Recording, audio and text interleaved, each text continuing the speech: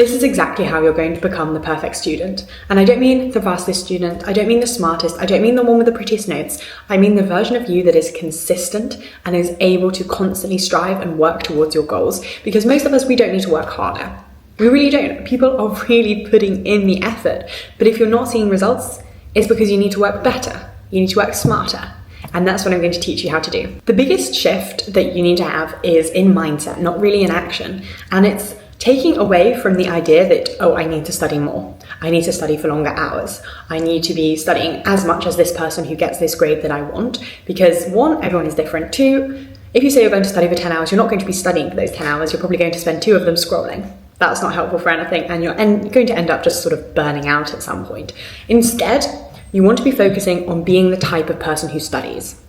You want to make studying something that is so ingrained in your day that you don't have to sit down and think, oh, I should study now. You just sort of do it. It just becomes second nature. It's like, at a certain point, going to school just becomes second nature. You don't wake up in the morning and think, am I going? You just go.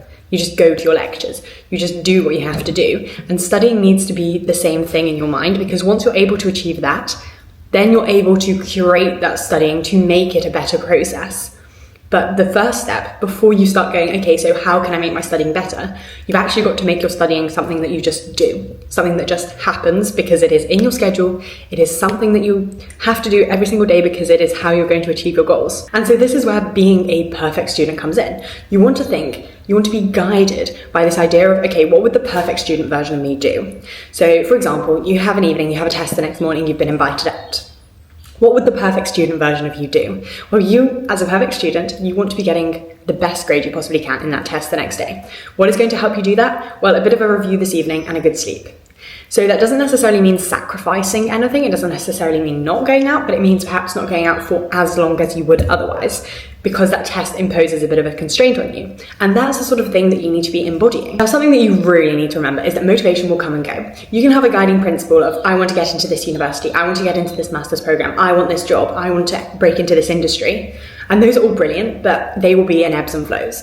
And the motivation that you derive from a goal isn't going to be consistent all of the time. So as a perfect student, you need to have systems in place that allow you to overcome this sort of natural lapses in motivation. And what do I mean by those systems? I mean things like schedules, things like a morning routine, an evening routine, a routine that sets you in the mindset for actually sitting down and studying for a prolonged period of time, having plans for essays, for notes, for everything, having things that you can fall back on and rely on when motivation isn't at the forefront. Essentially, if you just rely on vibes, you're going to crash. So to avoid that, what I personally like to do, I like to time block. So I like to sort of wake up in the morning and I will think, okay, this is what I'm going to do from 9 till 10. I'm going to go to the gym from 10 till 12. I'm going to then study from 12 till 5, things like that. Making sure that you know exactly what you're doing when, and I'll also try and batch similar tasks. So I will try and do all of my content creation, for example, in an hour in the morning, and then I will try to do all of my law revision for 2 hours in the afternoon, and then all of my maths revision. Like, you're trying to put similar things together, and that can make it a lot easier because your brain doesn't have to waste energy switching between tasks. You can remain really, really focused, and that's the kind of thing the perfect student would do. In today's age, the most important thing, your attention is absolutely priceless. Your attention is what will get you towards your goal or move you away from it.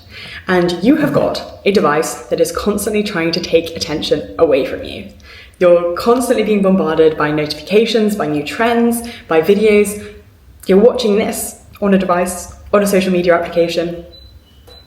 Point proven. So what you really need to do is regain your attention. Take it back for yourself. Whether you have app blockers that prevent you from spending more than half an hour scrolling, because think about it, half an hour is a long time to be scrolling on an app, and yet putting in an app blocker that says, oh, you can only spend 30 minutes, for example, on TikTok feels insane to most people.